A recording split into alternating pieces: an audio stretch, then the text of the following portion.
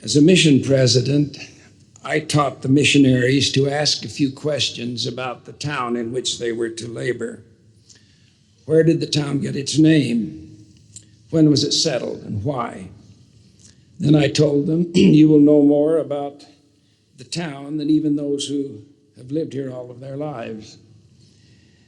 Most people do not know the very simple and oftentimes fascinating things about the community in which they live. Now, you come to Brigham Young University from all over the world, and it's my purpose to tell you things about this great community of learning that you do not know.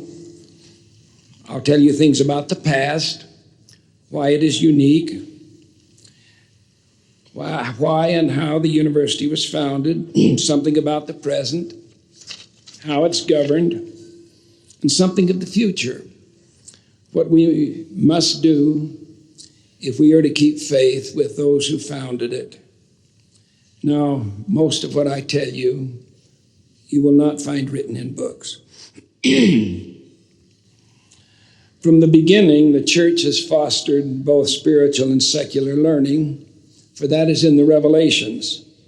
The Lord revealed that the glory of God is intelligence, or in other words, light and truth. Light and truth forsake the evil one. Ye are commanded to bring up your children in light and truth. Another revelation tells us that whatever principle of intelligence we attain to in this life, it will rise with us in the resurrection. There are other scriptures which emphasize the importance of both religious and secular learning. One of them includes a promise. Teach ye diligently, and my grace shall attend you, that you may be instructed more perfectly in theory, in principle, in doctrine, in the law of the gospel, in all things that pertain to the kingdom of God that are expedient for you to understand. As the early saints moved to Ohio, Missouri, and Illinois, they established elementary and secondary schools in each settlement. Schools of the prophets were organized for adult leaders in Kirtland, Ohio in 1833. And other such schools were organized even after the settlement here in the West. I know they had a school of the prophets in Brigham City, for instance. In 1840, a university was established in Nauvoo. During the trek to the Rocky Mountains, elementary classes were conducted in the camps. In the fall of 1847, within 3 months of arriving in the valley, the first schools were organized. 3 years later, the University of Deseret was founded. Later, it became the University of Utah. The deeding of this university to the state foreshadowed a policy to turn church-related schools to the civil government as soon as public schools were available to our members. Beginning in 1875, the church established academies in the United States and Canada and in Mexico. They were to provide secondary and secular, both secondary, secular, and religious education. By 1907, the church was operating 35 academies. The academies included elements of what we now would have in a junior college. For example, President Harold B. Lee graduated from the Oneida Stake Academy in Idaho and was appointed principal of an elementary school. He was 18 years old at the time. President Benson graduated from that same academy. With the establishment of free public high schools, attendance at the academies declined. Some were closed. Others became church-sponsored junior colleges. By 1931, only Juarez Academy in Mexico remained. In time, except for Rick's College, the junior colleges were all transferred to the state. Weber State University began as the Weber Academy. President David O. McKay was principal at the time of his call to the 12. Brigham Young Academy became Brigham Young University. Incidentally, there was a Brigham Young College established in 1877 in Logan. It was replaced by a land-grant college, now Utah State University. And in 1891, the church announced the establishment of the Young University in Salt Lake City, headed by Dr. James E. Talmage. Buildings were under construction and equipment had been purchased when the panic of 1893 occurred, and church leaders set aside those plans in favor of supporting the University of Utah, which was sinking under the Depression, and Dr. Talmage was appointed president of that university. When they moved from academies to public secondary schools, our youth missed religious instruction. In 1912, the church opened the first release time seminary adjacent to the Granite High School in Salt Lake City. The following year, Abel S. Rich, who was a teacher in agriculture at the time, was hired to open the second seminary in Brigham City. Brother Rich was still there as principal when I began to teach there 40 years ago. Institutes of religion were established at public colleges beginning in 1926 at the University of Idaho. I have known personally most of those who pioneered religious education in the church. There's another chapter. In fairly recent times, elementary and secondary schools were established many places in the world where schools were not available to our members. When public education became available, more than 100 schools, including a university, junior colleges, academies, secondary and elementary schools, were transferred to state governments or were closed. In order to coordinate the programs and the growth of church schools, a General Church Board of Education was organized in 1888, consisting of selected local church leaders, stake presidents, for instance. Carl G. Mazer was named the first superintendent of church schools, a position that later became the Commissioner of Church Education. In recent years, the Board of Education of the church and the Board of Trustees for church colleges and universities has been the first presidency. 6 members of the Quorum of the 12, a member of the presiding bishopric, and the presidents of the Relief Society and the young women of the church. I can best tell you how you are governed today, how the Board of Trustees functions, by explaining the principles and procedures we follow in the meetings of the First Presidency and the Quorum of the 12 Apostles. These procedures protect the work from the individual weaknesses apparent in all of us.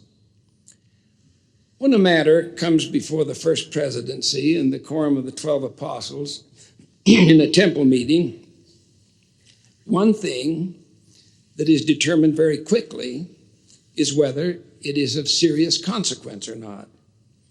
One or another of us will see in an apparently innocent proposal issues of great and lasting consequence. It's clear from the revelations that the decisions of the presiding quorums, quote, must be by the unanimous voice of the same. Unless this is so, their decisions are not entitled to the same blessings. In order to ensure that to be the case, matters of consequence are seldom decided in the meeting where they are first proposed. And if a proposal is part of a larger issue, sufficient time is taken to bring us all along so that it is clear that each of us has either one, a clear understanding of the issue, or, as is often the case, a very clear feeling about it. The Doctrine and Covenants instructs us, let not all be spokesmen at once, but let one speak at a time, and let all listen unto his sayings, that when all have spoken, that all may be edified of all, and that every man may have an equal privilege. It would be unthinkable to deliberately present an issue in such a way that approval depended on how it was maneuvered through channels, who was presenting it, or who was present or absent when it was presented. Often, one or more of us is away during regular meetings, and we all know that the work must proceed and will accept the judgment of our brethren. However, if a matter has been studied by one of the quorum in more detail than the others, or he is more familiar with it, either by assignment, experience, or personal interest, the matter is very often delayed until he can be in on the discussion. And always, if one of us cannot understand an issue or feels unsettled about it, it is held over for future discussion. I remember occasions when a delegation was sent to the hospital to discuss with a member of the council who was ill some urgent matter that should not be delayed, but which needed that unanimous consent.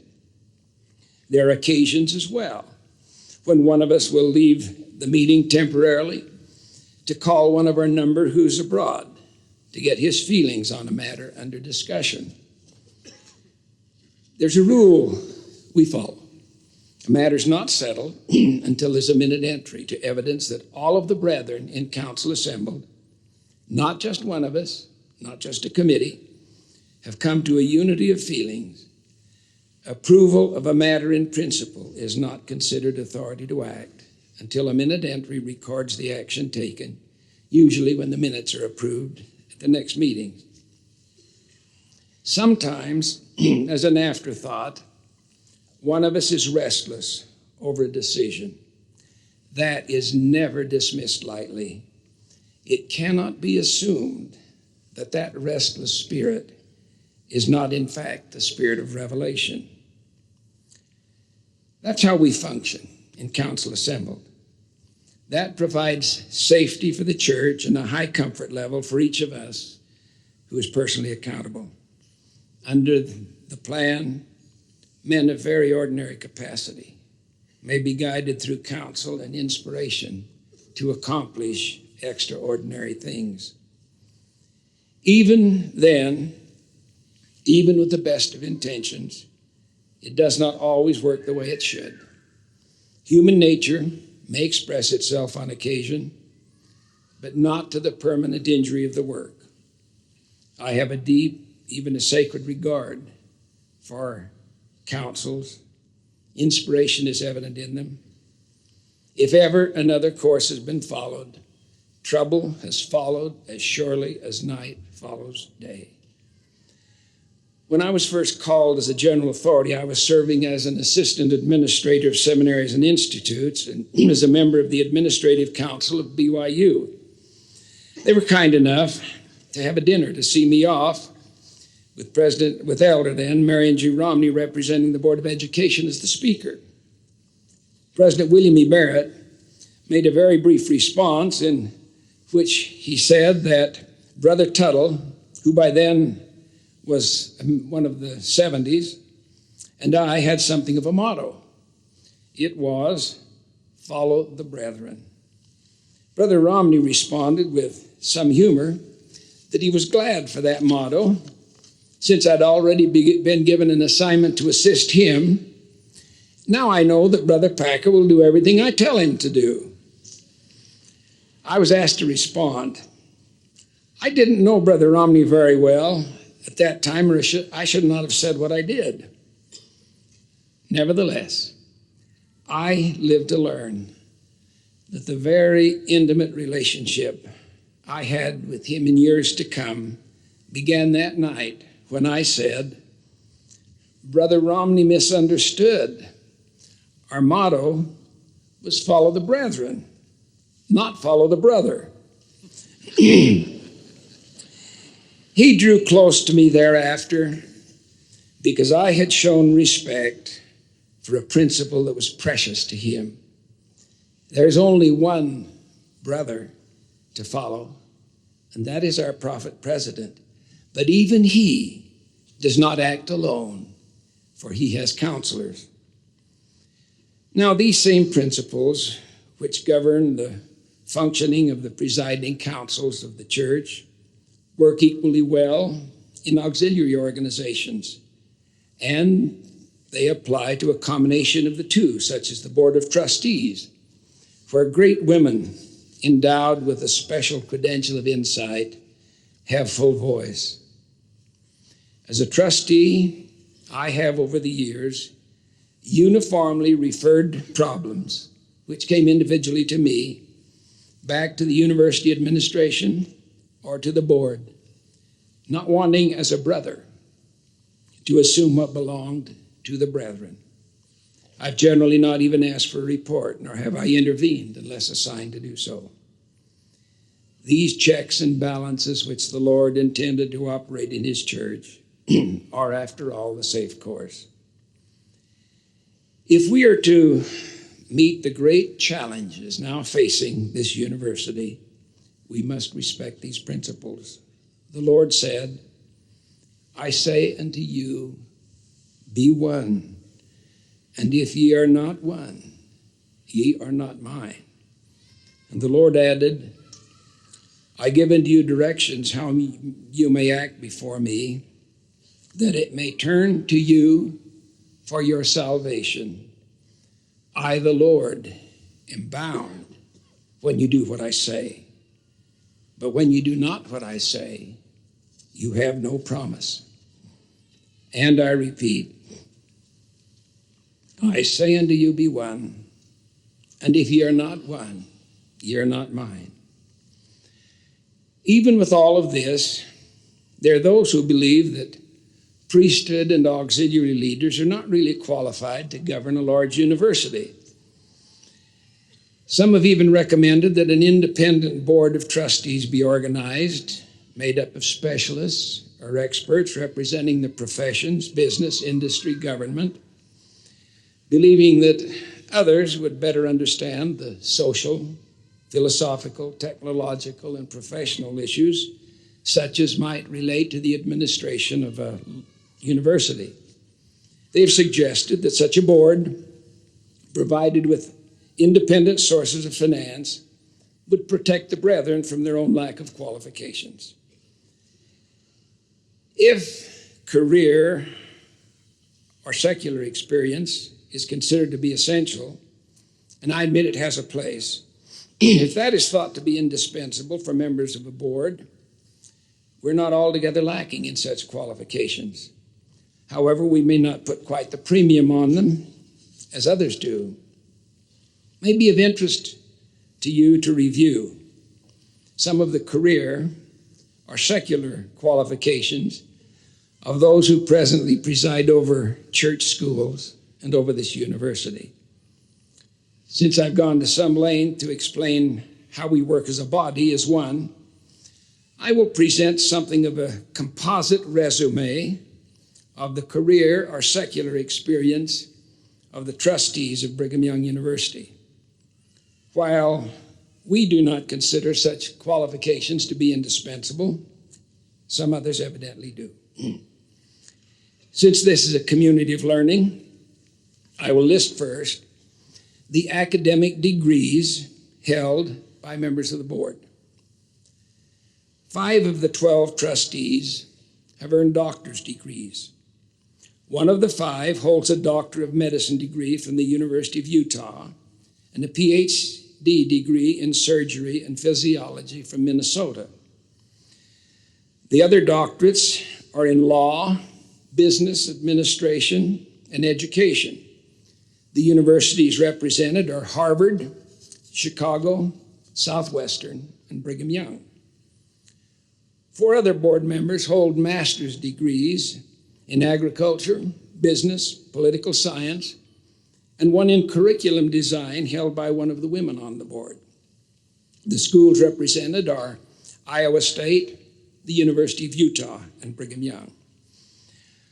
All but one of the others hold either a Bachelor of Arts or a Bachelor of Science degree. That one is a homemaker, having devoted herself to helping her husband through medical school and to her family. She brings a dimension to our board that is consummately precious, a perspective that is valued above degrees. This great woman presides over the largest women's organization in the world, with a membership of more than 2 3/4 million women. As for scholarship, it ranges from very average to Phi Beta Kappa and Phi Kappa Phi. Several degrees were bestowed cum laude with honor. There's magna cum laude, summa cum laude, and as with me and you, if by chance you graduate, thank you, Lord.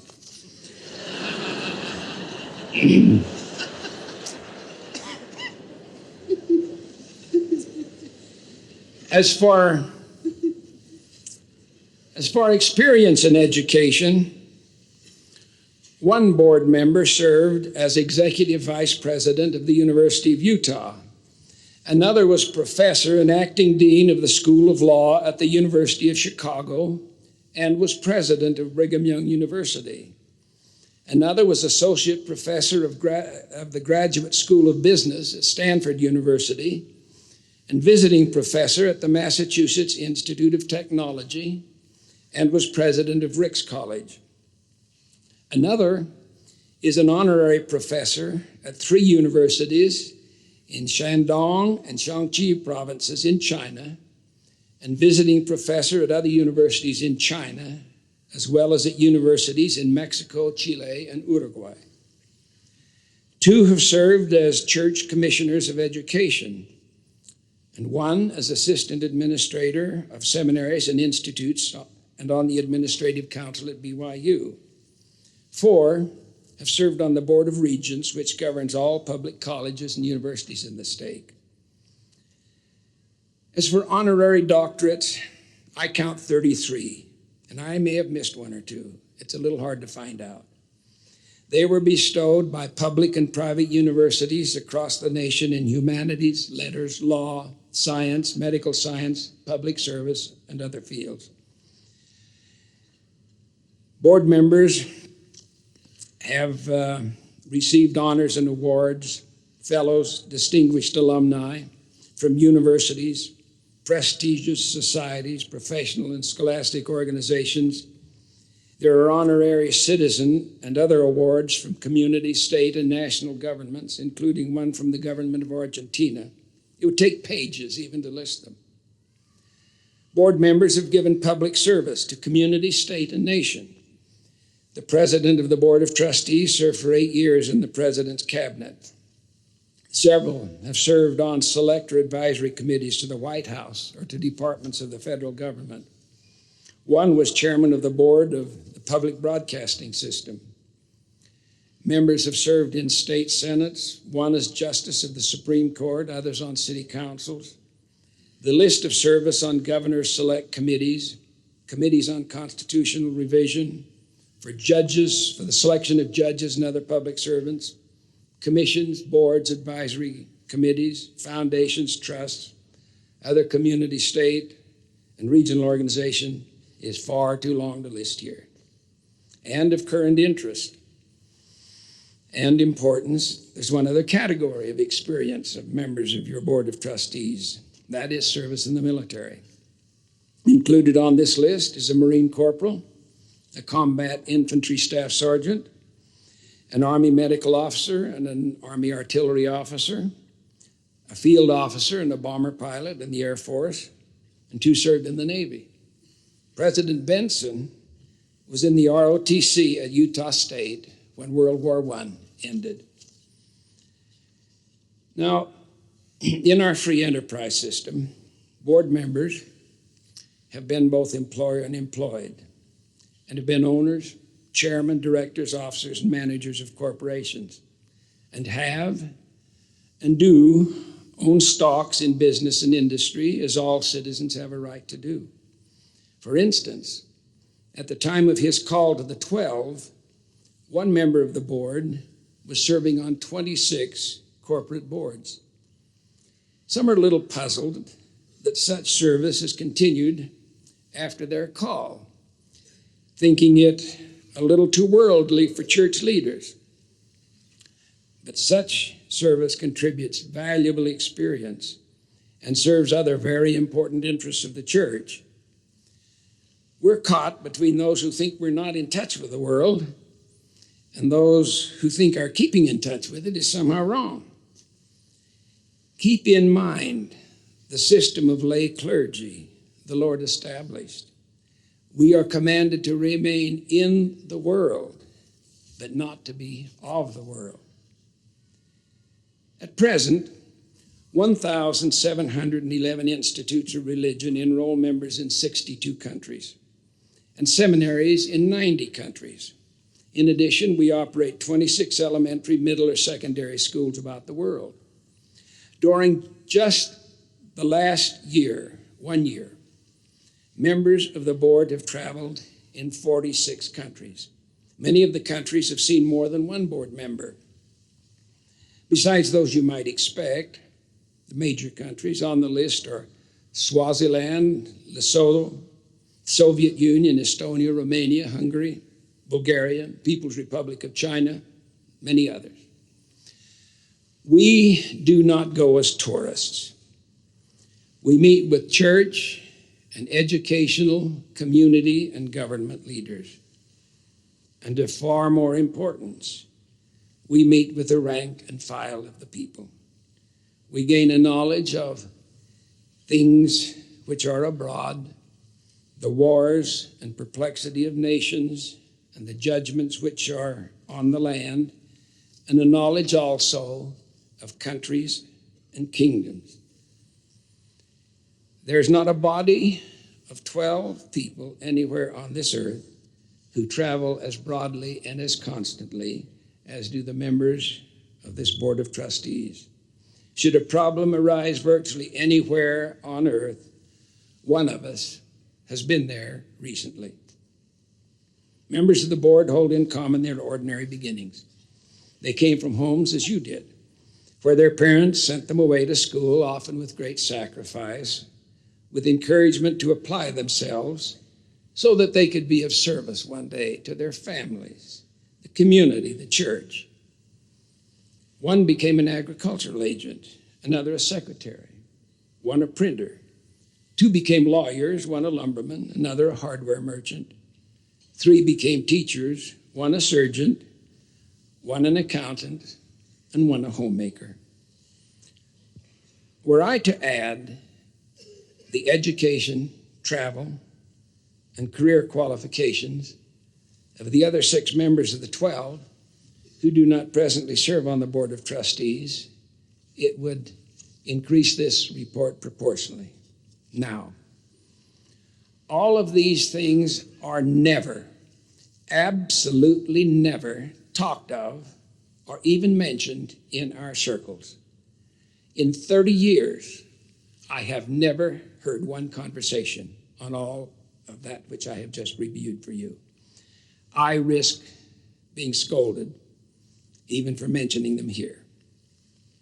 I know that most of you, too, do not consider these secular or career achievements as being overruling in their consequence, but there are those who do. They feel we may not understand the mysteries of the world of academia and therefore are not fully qualified to set policy, standards, and direction for a university. For them, perhaps, these things needed to be said. There are other qualifications on which we do set higher premium. While secular achievements deserve and receive our respect, as indicated by what we have done in those fields, they are not those on which we place the highest value. Those of higher value relate to the qualities of character which establish a balance in education and have to do with moral stability. We know the method of learning associated with the workings of the Spirit. We treasure the gift of the Holy Ghost, which has been conferred upon every member of the church and which can influence others who are seeking the truth. We know the voice of the Lord when he speaks. We know the processes of revelation and how to teach them to those who want to learn. These qualifications we do talk about constantly and strive ever to measure up to them. Now, listen carefully. It's crucial that you understand what I tell you now. There's danger. Church-sponsored universities are an endangered species, nearly extinct now. Recently, the administration of Baylor University announced that it was severing ties with the Baptist Church, which founded it 145 years ago. Other Baptist schools, Furman, Mercer, and Wake Forest, are in the process. They join Harvard, Yale, Princeton, Chicago, Columbia, and a long, long list of other universities which have severed ties from the churches which founded and financed them. Last month's Journal of the New York-based Institute of Religion and Public Life was devoted to the de-Christianizing of American universities. I quote from their editorial entitled, "The Death of Religious Higher Education." Quote, "The beginning of wisdom on this subject is to recognize that the road to the unhappy present was indeed paved with good intentions. To be sure, there were relevant parties who made no secret of their hostility to religion, but for the most part, the schools that lost or are losing their sense of religious purpose sincerely sought nothing more than a greater measure of excellence. The problem is that they accepted uncritically definitions of excellence that were indifferent to or even implicitly hostile to the great concerns of religion. Few university presidents or department chairmen up and decided one day that they wanted to rid their institutions of the embarrassment of religion. It may be reasonably surmised that most believed that they were advancing a religious mission by helping their schools become like other schools, or at least more like the, quote, best of other schools. The language of academic excellence is powerfully seductive, end of quote. Now, if we succeed in keeping BYU in faith with the founders, we will do something that few others have done, and the survivors are well on their way to such a separation. Our best protection is to ensure that the prerogatives of this unique Board of Trustees is neither diluted nor ignored. Boards of education, trustees, and regents are venerable and indispensable institutions in education in the free world. They are not to be taken lightly. Theirs, and theirs alone, is the right to establish policies and set standards under which administrators and faculties and students are to function. Standards of both conduct and of excellence. It's not unusual for highly trained professionals to smart under the necessity of working under a lay board whose members may not be as highly educated as they consider themselves to be. But the future of education in the free world and of this unique university depends on safeguarding the prerogatives of the boards of education. The ties between universities and churches, which founded them, have been severed because of the constantly reoccurring contention between the spiritual and the temporal, the never-ending controversy between a narrow view of science and religion, the ancient conflict between reason and revelation. There are two opposing convictions in the university environment. On the one hand, seeing is believing. On the other, believing is seeing. Both are true, each in its place. The combining of the two, individually or institutionally, is the challenge of life. Neither influence will easily surrender to the other. They may function for a time under some sort of a truce, but the subtle discord is ever present. They mix like oil and water mix, only with constant shaking or stirring. When the stirring stops, they separate again. It takes a catalytic process to blend them. This requires the introduction of a third ingredient, a catalyst, which itself remains unchanged in the blending process.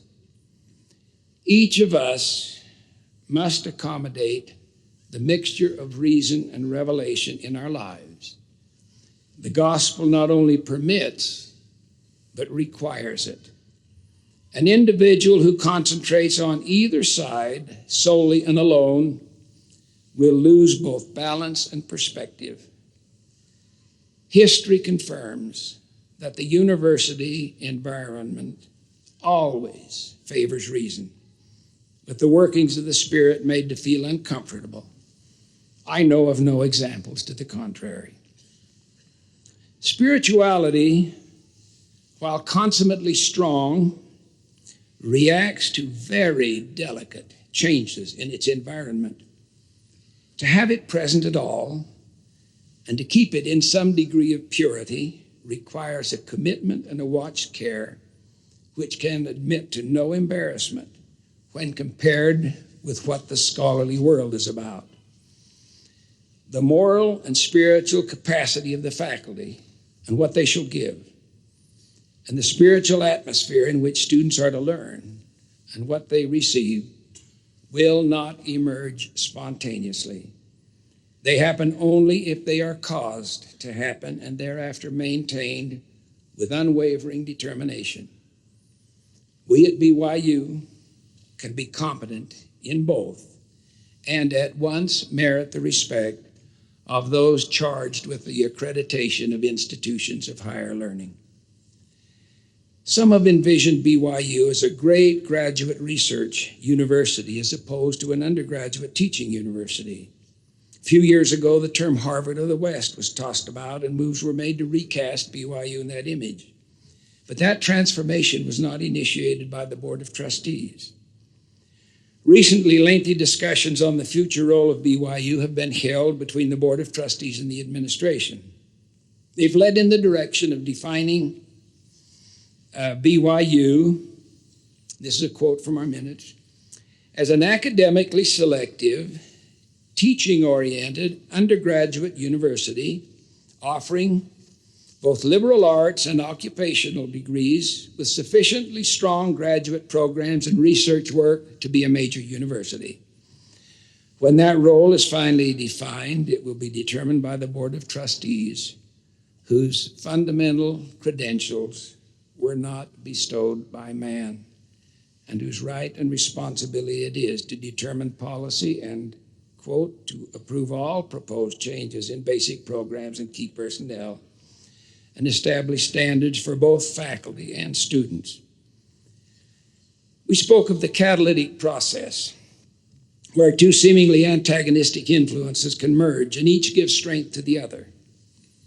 The essential catalyst for the fusion of reason and revelation in both student and faculty is the Spirit of Christ. He is the true light, which lighteth every man that cometh into the world. The blending medium is the Holy Ghost, which is conferred upon every member of the church as a gift. The blending of opposites is everywhere present in life. A base metal fused with a precious one can produce an alloy stronger and with more resilience than either component alone. Such a blending is seen in the priesthood of God, ordained to be conferred upon the ordinary man who must live in the base workaday world where reason and the muscles of his body are the substance of his livelihood. The blending in of revelation will make him anything but ordinary. While such a man must remain in the world, he is not of the world. Marriage is the wedding of opposites, the union of the man who faces the world with the woman who is often the more refined in spirit. When neither seeks to replace the other, the complementing differences in their nature is fostered.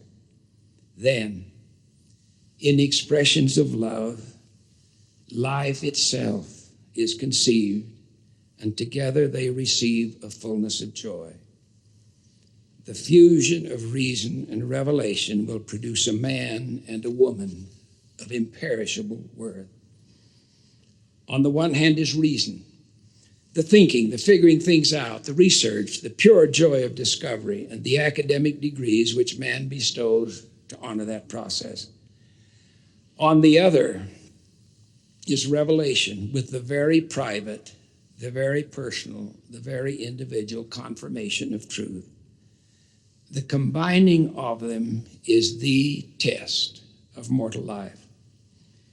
The spirit and the body are the soul of man. For man is spirit. The elements are eternal. And spirit and element, inseparably connected, receive a fullness of joy. And when separated, man cannot receive a fullness of joy. The glory of God is intelligence, or in other words, light and truth. Light and truth will forsake the evil one. We are commanded to bring up our children in light and truth. Now, all of that is but a preface, an introduction to my message, which I present in 2 short sentences. To you of the administration and faculty, I repeat the counsel given to Dr. Carl G. Mazur by President Brigham Young when he sent him here to start this school. You ought not to teach even the alphabet or the multiplication tables without the Spirit of God. That is all. God bless you. To you students, I quote a revelation to you from the Lord. As all have not faith, seek ye diligently and teach one another words of wisdom. Yea, seek ye out of the best books words of wisdom. Seek learning, even by study, and also by faith.